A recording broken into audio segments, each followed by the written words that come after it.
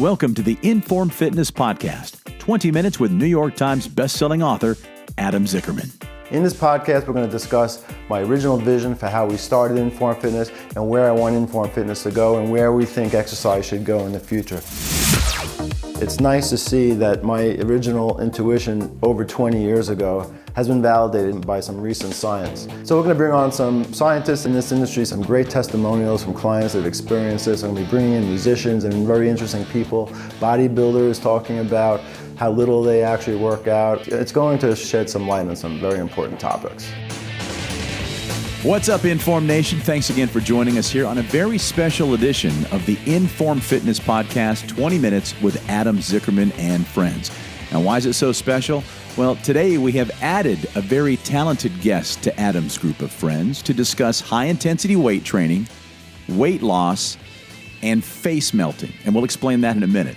But first, if you are joining us for the very first time, let's roll around the room and introduce the team. I'm Tim Edwards from the Inbound Podcasting Network here in Los Angeles. And approximately 2,800 miles from our LA studio is Mike Rogers and the founder of InForm Fitness, Adam Zickerman, there in Manhattan. Now, back over here on the left coast is Sheila Melody. And Sheila, I'm going to go ahead and let you introduce our very special guest today. I am so excited to have this very special guest on our show today. She is not only gorgeous and super talented, but she is just an amazing person. And she has a really, really inspirational story to tell us. She's in an incredible band called No Small Children. She's also a music teacher. Please welcome Joanie Pimentel. Joanie. Hello. Thanks for joining us, Joanie. What you're hearing at this very moment are my dogs going crazy. I apologize. How many dogs do you have, Joanie, before we dive into the content here? I have two small dogs that hopefully my husband can wrangle them before they cause too many problems. Oh, we're glad to have your dogs on the podcast right there along with us. Now, that was a great introduction. It's Indeed. a little like a nice pick in my ear, but... Joanie, before we go into the incredible success you've had with the Power of 10, please just give us a little rundown on what you do, not only on stage, but off stage. I think it's a terrific story. Oh, thank you so much. And first of all, Sheila, thank you for that, your kind words and that awesome introduction. And right back at you. So as Sheila mentioned, I am a professional musician. My primary instrument is voice, but I am also instrumentalist. And during the day, I am a music teacher. And in fact, the band that I play in, all three of us are teachers at the same school. So we can get into that more a little later. Well, I find that interesting because all of you are teachers, yet the name of your band is No Small Children. Is this because you've had your fill throughout the day and you need to just kind of get away from the kids and get up on stage and rock out a little bit? You know, there's a number of ways to interpret that. The first being that myself and my two bandmates were all female. And it first came about as a kind of protest to this expectation that is made of women to somehow that we have to have kids and we have to do this, and that a lot of our identity is wrapped up in being a parent and finding a way to celebrate the life of a woman outside of her role as a mother. So that's the first part of it. And then the other part is, in fact, you know, what we do during the day is all about kids, but a lot of our music is not for children. I can attest to that. Well, okay, so in preparation for today's show, I did go through, and I'm so thankful to have discovered you and your music and your group, thanks to Sheila introducing you to the team here. What fun music, first of all. It's very fun, and it's terrific, but it's also quite funny. There were a couple of songs that just the titles along, one of them was F you in any language. Am I correct with that? Yeah, that's a song about world peace. Oh, well, of course it is. I got to sing on the chorus track, right? That's right. Did everybody hear that? Did Sheila say that again for those that didn't quite catch that? I was in the FU chorus. I have to sing it.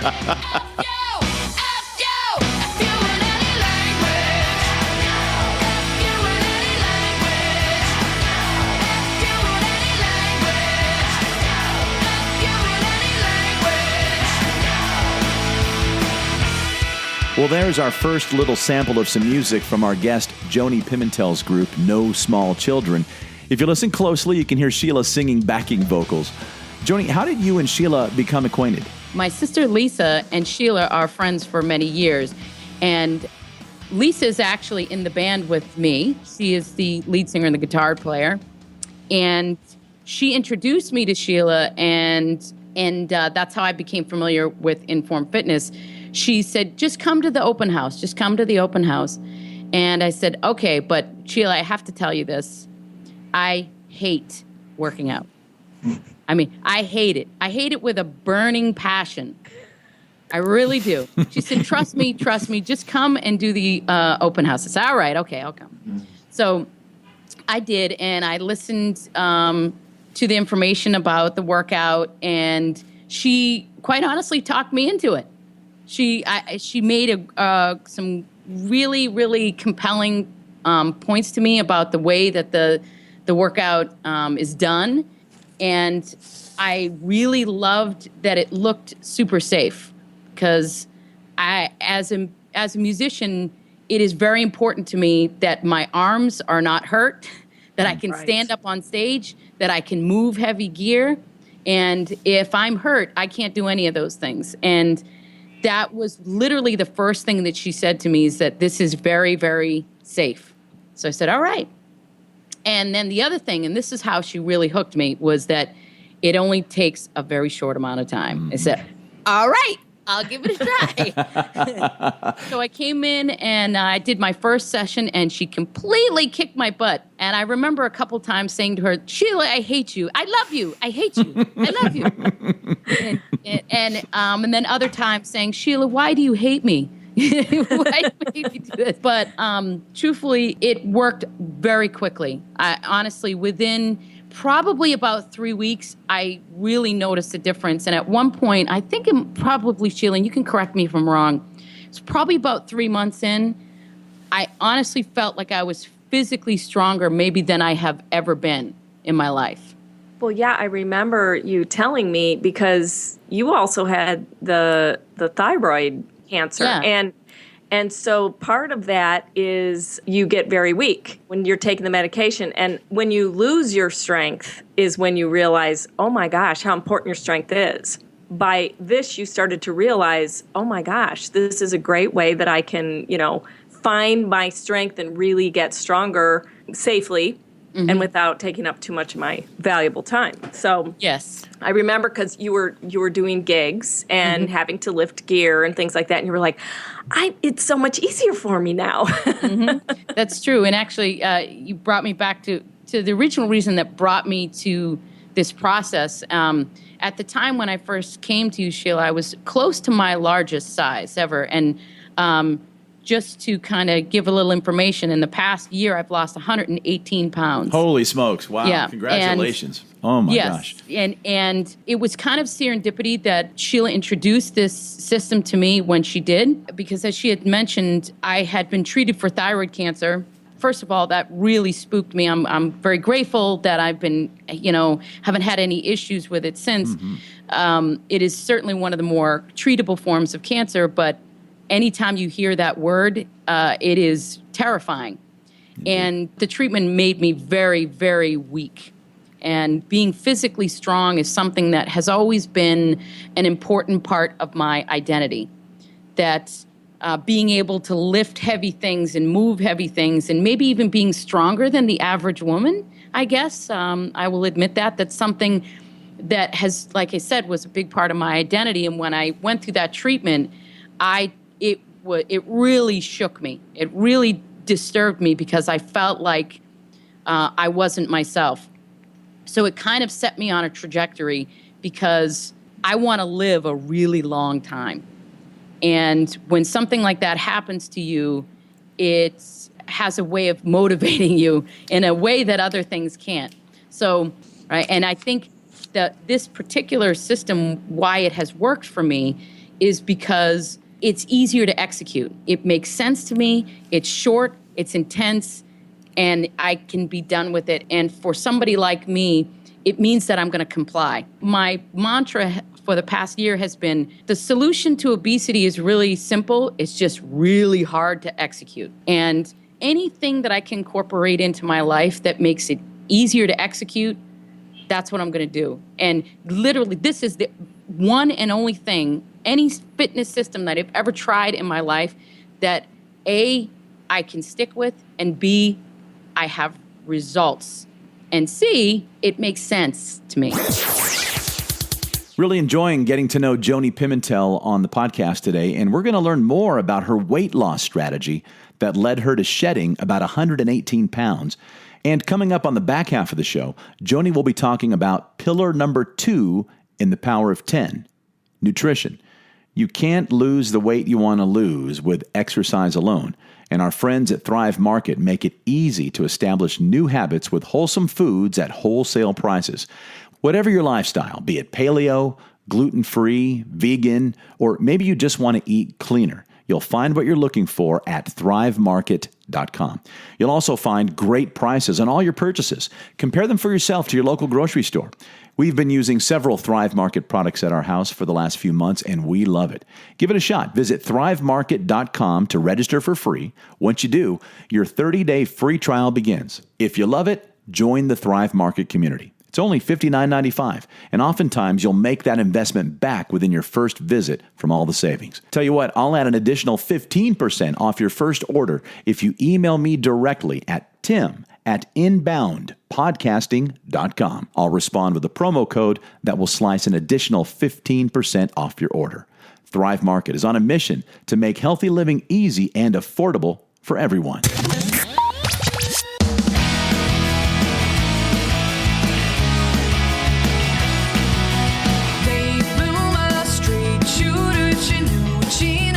You're listening to No Small Children, featuring our guest, Joanie Pimentel, here on the InForm Fitness Podcast.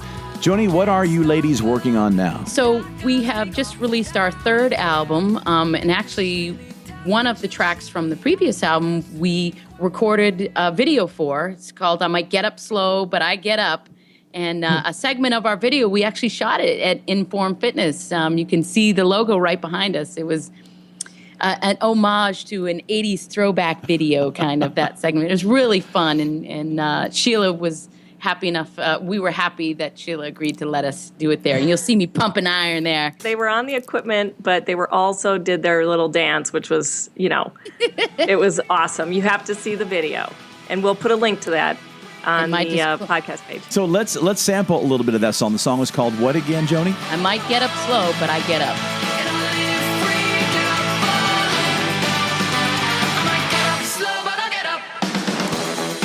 This is us at InForm Fitness right here. By the way, I made those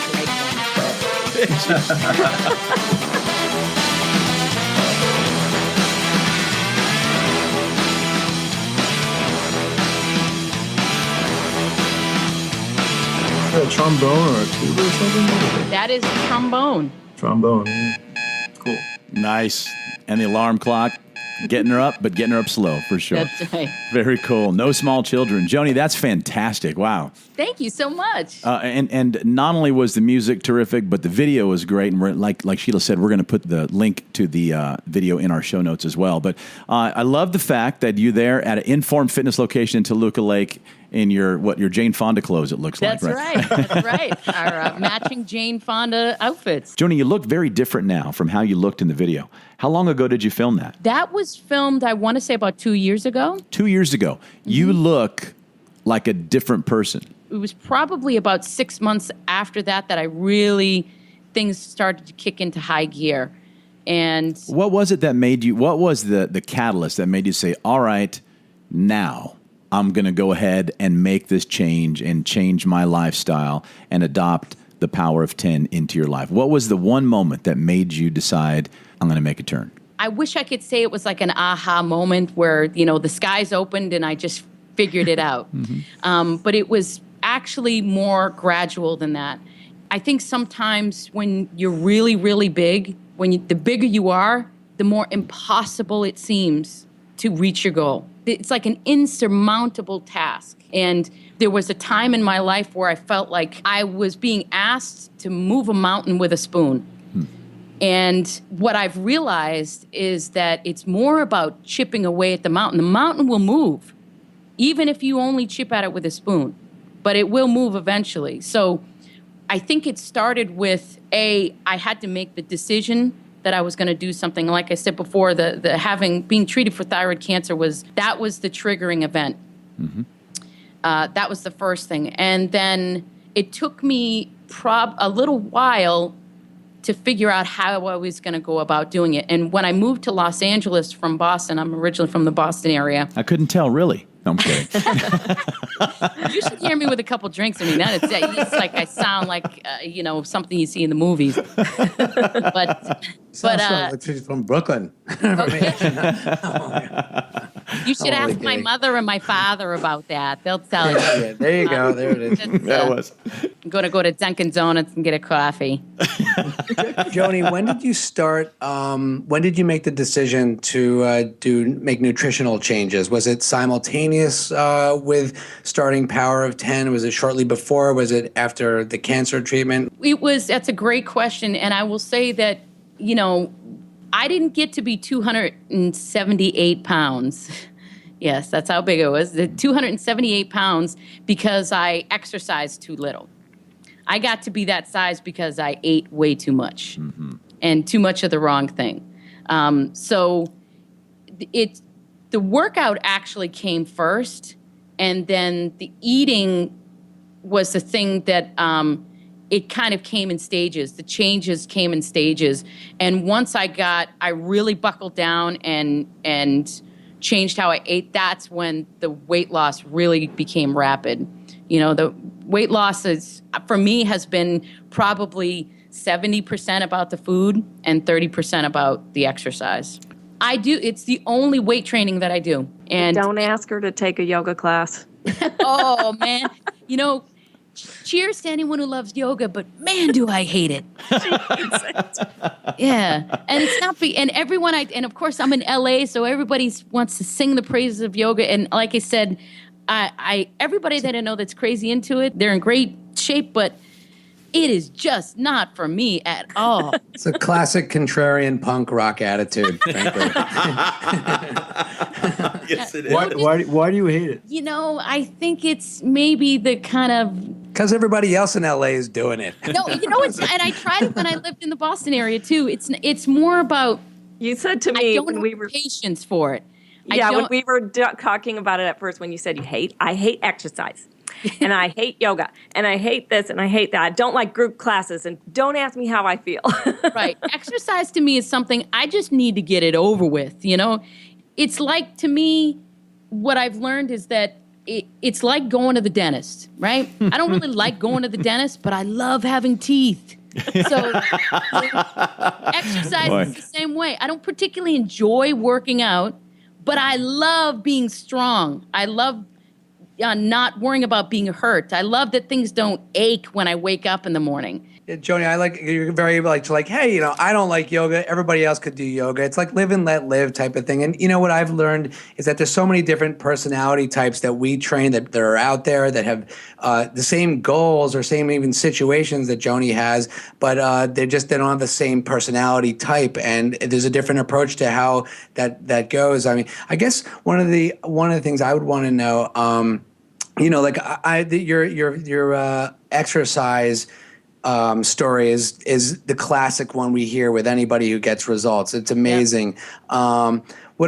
Is there anything that you would give as advice to people who are like you or maybe even not like you personality-wise for motivation for the nutrition part? Because that seems to be always something that, we hit and miss with all the time. And oftentimes I think it comes down to when someone's ready to make a certain commitment, it's never an easy thing to do. Mm-hmm. I think if anybody thinks that there's an expectation that's an easy thing to lose 5 pounds, 10 pounds, 20 pounds, 100 pounds, it's a challenge always. And my question is, do you have any advice for people out there? What's the starting point for some real motivation?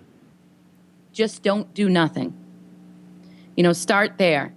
And I know for me that it is more dangerous for me to look at eating like every little bad decision I made, it's all is lost. It's say I decide I'm going to change how I eat.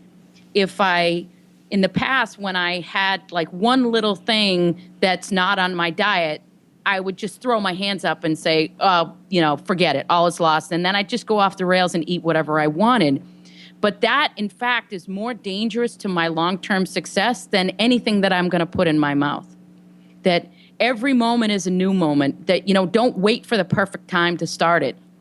That the perfect moment is the next one, whatever it is. And then I would also recommend maybe starting off small. Like I said, when I know for me, because I was really big, that losing that much weight just seemed like almost impossible, like an insurmountable task. So I have to set small, achievable goals for myself. Let's say, okay, so my goal is not to lose 118 pounds. My first goal was to lose 5 pounds.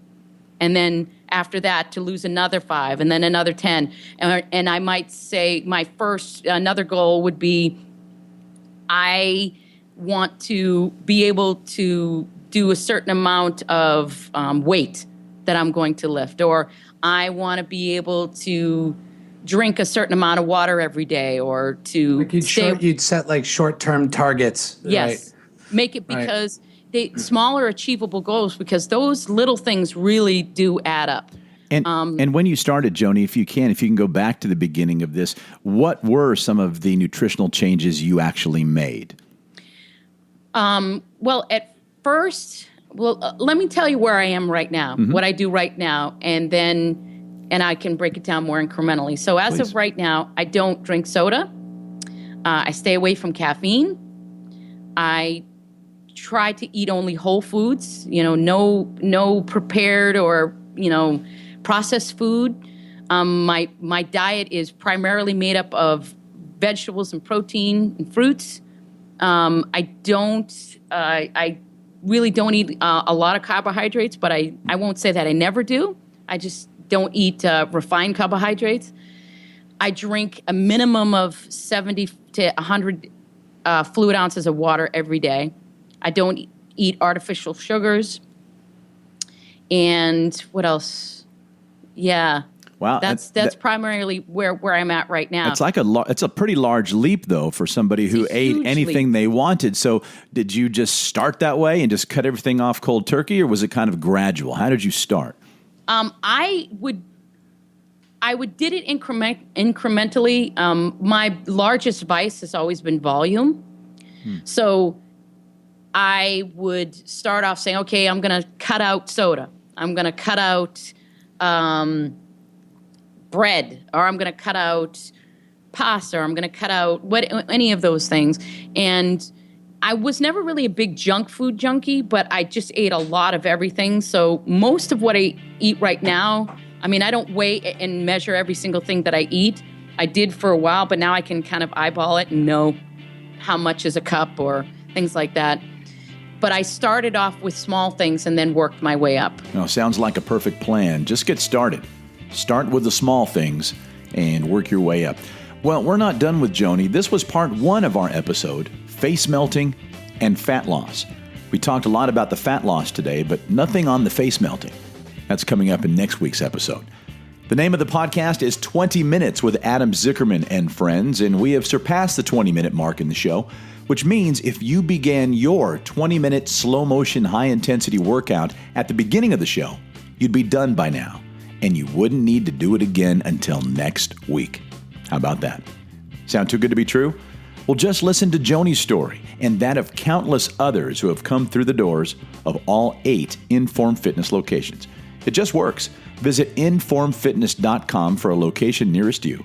If there isn't one close by, purchase Adam's book, Power of 10, the once-a-week slow-motion, high-intensity fitness revolution, just like Joanie did. And follow the simple instructions. It worked for her, and it'll work for you.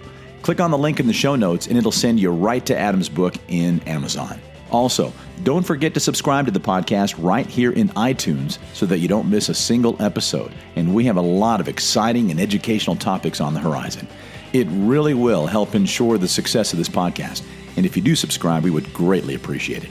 Thanks again for listening to the InForm Fitness Podcast. For Adam, Mike, Sheila, and Joanie, I'm Tim Edwards with the Inbound Podcasting Network.